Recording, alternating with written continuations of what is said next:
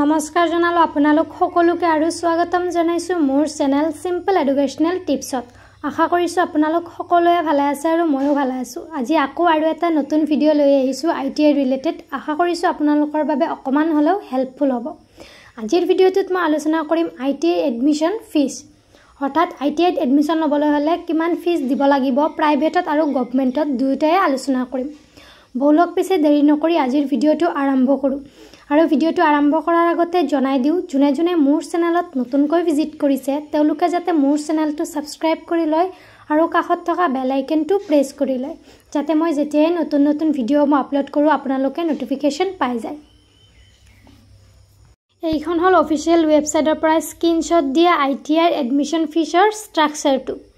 প্ৰথমতে লিখা আছে আইটিআই আসাম এডমিশন ফিজ অৰ্থাৎ অসমত আইটিআই এডমিশন ফিজ কিমান Candidates need to pay a certain amount as admission fees to get admission in different ITIs of Assam. Here are the admission fees that is fixed for current academic season. অৰ্থাৎ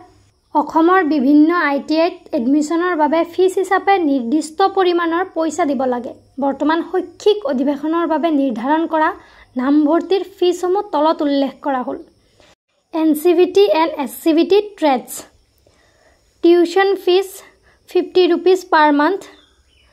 600 rupees for year, 1200 rupees for 2 years. অৰ্থাৎ এমাহৰ বাবে 50 টকা, এবছৰৰ বাবে 600 টকা আৰু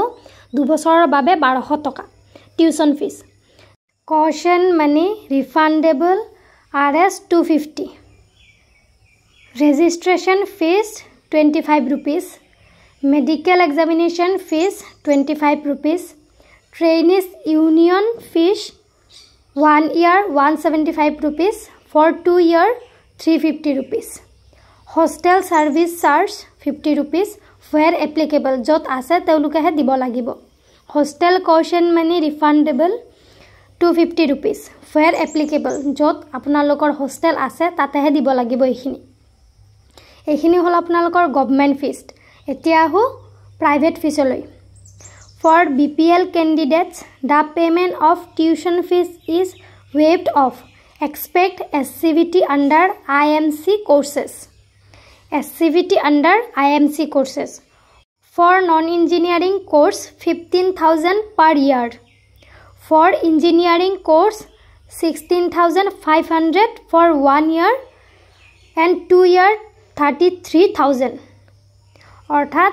non engineering কোৰ্সৰ বাবে 15000 টকা এবছৰত আৰু ইঞ্জিনিয়াৰিং কোৰ্সৰ বাবে 16500 টকা এবছৰত আৰু 2 বছৰত হল 33000 টকা এইখিনি হল আপোনালোকৰ প্ৰাইভেটৰ ফিজ